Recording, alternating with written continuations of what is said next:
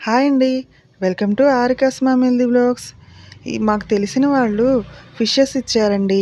అవి కొంచెం ఎక్కువ క్వాంటిటీ ఇచ్చారు. ఉన్నది ఇద్దరమే గదా!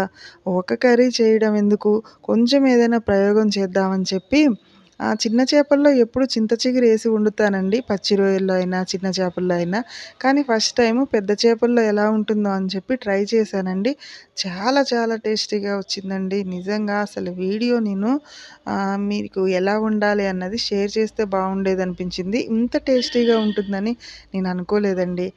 నెక్స్ట్ టైం మాత్రం మీకు ఈ కర్రీ చేసినప్పుడు ఖచ్చితంగా వీడియో షేర్ చేస్తానండి. మా సార్‌కి కూడా చాలా నచ్చింది ఈ కర్రీ. చాలా బావుంది అన్నారు.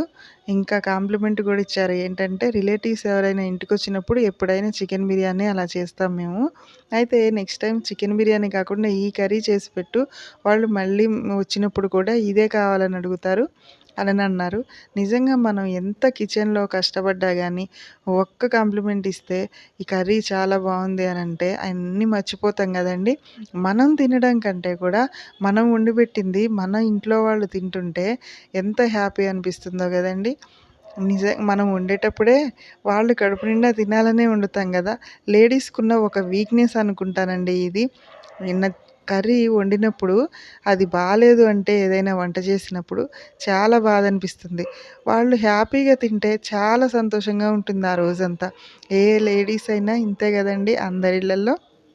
అయితే మా సండే అయితే ఇలా గడిచిందండి. చింత చిగురు కర్రీ అండ్ సూపు.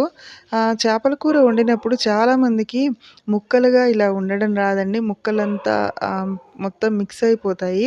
వాళ్ళకి కలబెట్టడం అనేది రాదు.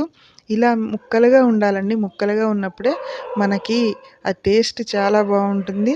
ముక్కలుగా తిన్నప్పుడే చేపల కూర తిన్నట్టుగా ఉంటుందండి. ఈ విషయంలో మాత్రం నేను చాలా బెటరండి. నేను చాలా బాగా ఇలా వండుతాను. నీ ఈరోజు సండే గదా! ఫ్రీ టైమ్ హాలిడే చేపల కూర తింటూ ఓటీటీలో మేము 8 వసంతాల మూవీ చూసాం. చాలా బావుందండి. ఎవరైనా చూడకపోతే చూడండి. బెస్ట్ మూవీ అండి. చాలా